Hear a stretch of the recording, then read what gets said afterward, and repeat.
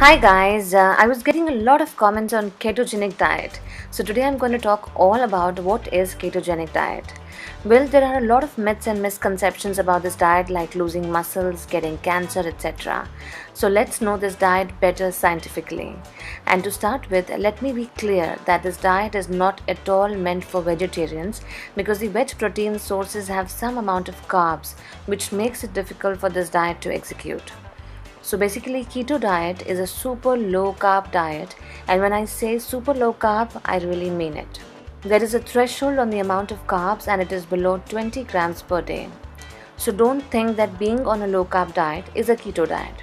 The ketogenic diet is a high fat, adequate protein, low carbohydrate diet.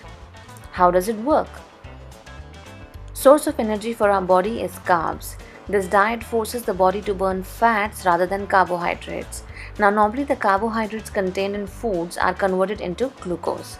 If there is very little carbohydrate in the diet, the liver then converts fat into fatty acids and ketone bodies.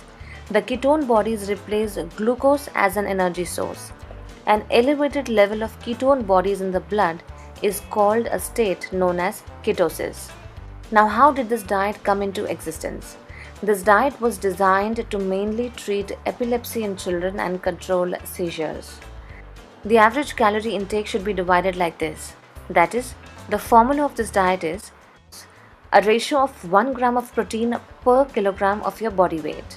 Okay, for example, if you are of 64 kilos, then you need to consume about 64 grams of protein a day, with 10 to 15 grams of carbohydrate per day and the remainder of calories from fat.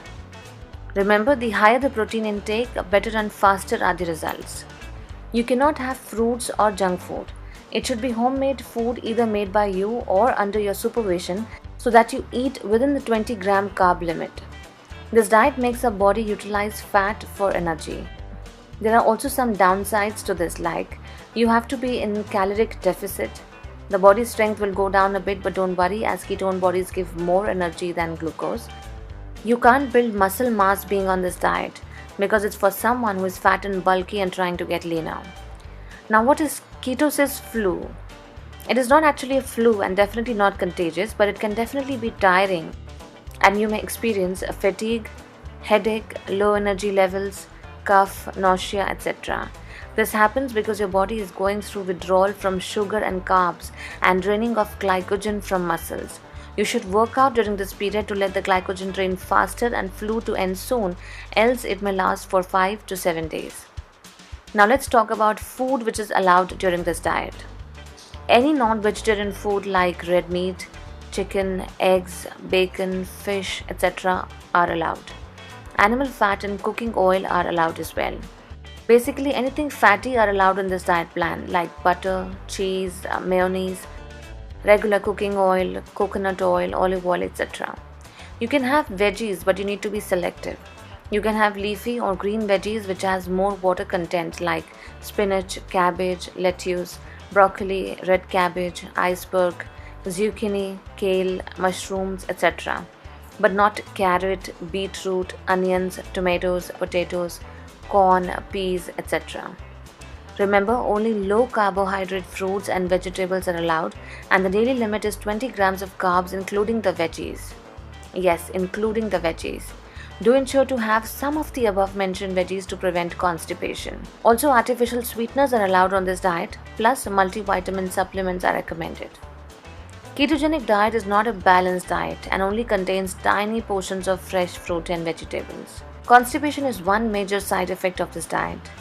You can also suffer from low pH level of urine which can cause kidney stones, etc.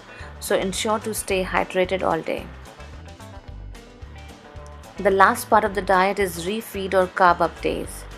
Every 14th or 15th day you can have up to 450 to 600 grams of carbs, but these carbs should not come from sugar.